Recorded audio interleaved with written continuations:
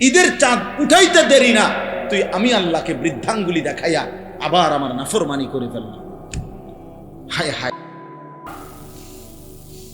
হায় হায়, আফসোসের বিষয়, আফসোসের বিষয়। ওই মা বাপ গুলো আফসোস করা উচিত, যাদের চোখের সামনে তাদের সন্তান খোদার একটা মাস রমজান শেষ হওয়ার পরই আল্লাহর নাফরমানি করল, আল্লাহর নাফরমানি করল। যাদের মেয়েগুলো বেপর্দা হাঁটলো, যাদের স্ত্রী বেপর্দা হাঁটলো, যাদের ছেলেগুলো শুধুমাত্র অসভ্যতার নোংরামি করে ঈদ পালন করল। অথচ এটা কোনো যুক্তিতে ভাইয়া, একটা ছেলে হলেও বুঝছো, কোন যুক্তিতে বাবা অসভ্যতা ঈদ হইতে পারে না। নাচ গান এটা ঈদ হবে কেন? এটা তো গুনাহ। নারীর পিছনে হাঁটা বন্ধু এটা তো ঈদ না, এটা তো নাফরমানি। বেটা কোন মেয়ে বেপর্দা হওয়া, ওই অসভ্য বেহায়া নারী, এটা তো ঈদ হইতে পারে না, এটা তো বেহায়া নারী। বেটা অসভ্য নারী, এটা দুশ্চরিত্র নারী, এটা এটা তো এই সমাজের দুর্গন্ধ, এটা তো এই সমাজের লানত, এটা তো অভিশপ্ত। এটা ঈদ হবে কেন? ঈদ তো ইবাদত। কোরআনুল কারীম আল্লাহ তাআলা এখানে বলছেন এটা ওয়ালিতুকমিলুল ইদ্দাতা। এই এর পরের কথা এটা আল্লাহ বলছে, বান্দা আমি সহজ করেছি বিধান, কঠিন করি নাই। কাজে আমার রমজান পূর্ণ করো, প্রতিটা বিধান পূর্ণ করো, গুণে গুণে পূর্ণ করো, রোজা পুরা করো, তারাবি পুরা করো, ইফতার পুরা করো, তারা সাহারি পুরা করো, শেষ দশকে ইতিকাফ করো, সবে কদরের বেজর রাত্রিগুলোতে শেষ দশকে তালাশ করো। আর সবগুলো পূর্ণ ইবাদত করে যেদিন ঈদের চাঁদ উঠবে সেদিন তোমার করণীয় ওয়ালিতুকাব্বিরুল্লাহ আলা মা হাদাকুম। আমি যে তোমাকে রমজান দিলাম, আমি যে একটা মাস হায়াত দিলাম, আমি যে তোমারে এতগুলো নিয়ামত, এতগুলো ইবাদত, এতগুলো নেকির সন্ধান তোমাকে যে আমি দিলাম, এই খুশিতে, এই আনন্দে, এই কৃতজ্ঞতায় তুমি আমি আল্লাহর তাকবীর, আল্লাহু আকবারের ধ্বনি উচ্চ। এই ছিল ঈদের করণীয়। ওয়ালিতুকাব্বিরুল্লাহ, আল্লাহর তাকবীর বলো, আল্লাহ আল্লাহু আকবার, আল্লাহু আকবার, লা ইলাহা ইল্লাল্লাহু আল্লাহু আকবার, আল্লাহু আকবার ওয়ালিল্লাহিল হামদ। তাহলে আল্লাহ পাক কোরআনে স্পষ্ট বললেন ওয়ালিতুকাব্বিরুল্লাহ, ঈদের দিনের করণীয় তুমি আল্লাহর তাকবীর পড়ো। আর তুমি নাফরমান, নাচলা, গাইলা, ফুর্তি করলা, ডেকসেট বাজাইলা, আর গান বাদ্য, মোবাইলের নাচ গান, নারীর পিছনে ঘুরলা। যারা মেয়েদেরকে বেপর্দা ছেড়ে দিলেন, স্ত্রীকে বেপর্দা ছেড়ে দিলেন, ঘরে ঘরে টেলিভিশনের আওয়াজ উচ্চ করে দিলেন, এই নাফরমানরা, আপনারা তো আল্লাহকে বৃদ্ধাঙ্গুলি দেখেন, আল্লাহর বড়ত্বকে ছোট করে দিলেন, শয়তানকে বড় করে দিলেন। আল্লাহ তো বলছে তুকাব্বিরুল্লাহ, আল্লাহর বড়ত্ব ঘোষণা করো, আল্লাহ বড়, আল্লাহ বড় বলো। আর তুমি নাফরমান বললা, না শয়তান বড়, শয়তান বড়, শয়তান। তুমি তো শয়তানকে উচ্চ করলে না। ঈদ তো তোমার বাপের না, ঈদ তো জাতিসংঘের দেওয়া না, ঈদ তো সরকারের না, ঈদ তো সংবিধানের দেওয়া না, ঈদ তো মহান আল্লাহ পাকের দেওয়া। রাসূলুল্লাহ সাল্লাল্লাহু আলাইহি সাল্লামের ঘোষণা করা, আল্লাহ দিয়েছেন ঈদ, নবীজি ঘোষণা করেছেন। তাহলে যেটা আল্লাহ ঘোষণা করলেন, নবীজি ঘোষণা করলেন, সেখানে আমি আল্লাহর নাফরমানির মাধ্যমে সেটা ঈদ হয় কেন? এজন্য অসভ্যতা ঈদ হইতে পারে না। বেহায়া নারীর এই হাঁটা এটা ঈদ নয়, এটা অসভ্যতা, অসভ্যতা। তোমরা যারা যুবক এক ওয়াক্ত নামাজ পড়ো নাই, তুমি অসভ্য। তুমি মুসলমানের ঈদ পালন করো নাই, তুমি শয়তানের কোন এজেন্ডা বাস্তবায়ন করেছ। তোমার সাথে ইমানদারের ঈদের কোনো সম্পর্ক নেই, ইমানদারের ঈদের কোনো সম্পর্ক। তুমি বেহায়া, ঠিক আছে, চলো বেঈমানের সাথেই চলো। বোনদেরকে বইল, সেই বেঈমানদের আচরণ, চলাফেরা, চুল, লেবাস, পোশাক যদি তোমার পছন্দ হয়, তুমি যদি একদিকে তোমার মজলুম মুসলমান কিভাবে লাশ ছিন্ন ভিন্ন করে দিচ্ছে, আর তখনও তুমি মোবাইলে নাড়িয়ে দেখো, ছবিয়ে দেখো, উলঙ্গ দৃশ্য দেখো, ছি বেটা, তোর লানত তোর এই জিন্দেগির উপরে, লানত তোর উপরে, লানত তোর উপরে, আল্লাহর লানত তোর উপরে, বেটা লানত পড়ুক তোর উপরে। তোর বিবেকের মধ্যে যদি এতটুকু অনুভূতিও না জাগে বেটা। তোমরা শোনো নাই কেউ? কেমনে পারো তোমরা নামাজ ছাড়া থাকো? কেমনে সম্ভব? কি পরিমাণ অভিশপ্ত আমাদের জিন্দিগি হয়ে গেছে।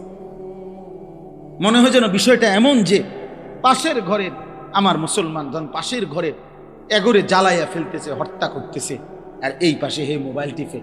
হের যদি জিজ্ঞান কিরে বেটা, বলবে যে আমারও তো মারছেন, আমারও তো মারছেন। এটা ফিলিস্তিনে না, এটা তো বাংলাদেশে না। আরে এটা তো আমরা ঢাকা না, এটা কুমিল্লা না, তো এটা কুমিল্লা শহরে না, এটা বুড়িসং না, এটা দেবিদ্বারে না, এটা আমগো গ্রামে না। তো আমারও তো আর মারছে না, আমারও তো মারছে। হায় হায় হায়, বাবা মা আপনাদের বিবেক হবে কখন? সন্তান তোমাদের বিবেক হবে কখন? আরে মিয়া আর কিছু করতে না পারি, চোখের পানিটা তো ফেলতে পারতাম, আল্লাহর কাছে বলতে তো পারতাম যে আল্লাহ মজলুম আর কতদিন কাঁদবে, ইমানদারের রক্ত আর কতটা ঝরবে, আমার মায়ের লাশ আর কতটা ছিন্ন হবে, আমার বোনের লাশ আর কতটা ছিন্ন ভিন্ন হয়ে যাবে। বহুতই আশ্চর্য। ঈদ পালন করে আমার দেশের তাকায় তাকায় আমরা দেখি। আমি তো ঢাকার থেকে আসছিলাম ঈদের দিন, ঢাকা মোহাম্মদপুর আমি ঈদের নামাজ পড়াইছি। এই আসার পথে দেখছি হায় ঈদ পালন করছে নতুন করে, আবার নতুন করে আবারও গান বাদ্য ঢোল তবলা, একেবারে পহেলা বৈশাখের মঙ্গল শোভাযাত্রার মতো সম্পূর্ণ মুশরিকের সংস্কৃতিকে ইসলামের এই পবিত্র ঈদের মধ্যে চালায়া দেওয়ার নতুন ষড়যন্ত্র আবার এবার শুরু করা হয়েছে। আবার এবার ঈদের দিনে, এতদিন দেখতাম পহেলা বৈশাখকে কেন্দ্র করে ঢোল তবলা এই হই হুল্লুর হইতো, এখন ঈদের পবিত্র দিনে। আর ঈদ মানে তো উৎসব না বেটা, ঈদ মানে পৃথিবীর কোন ডিকশনারিতে ঈদ মানে উৎসব নাই বেটা। ঈদ তোমার বাফের না, ঈদ বাংলা ভাষার কারো না, ঈদ এটা আরবি শব্দ, এটা রাসূলুল্লাহ সাল্লাল্লাহু আলাইহি ওয়াসাল্লামের জবানের উচ্চারিত শব্দ। অতএব সেটা জিজ্ঞেস করতে হবে ওইখান থেকে।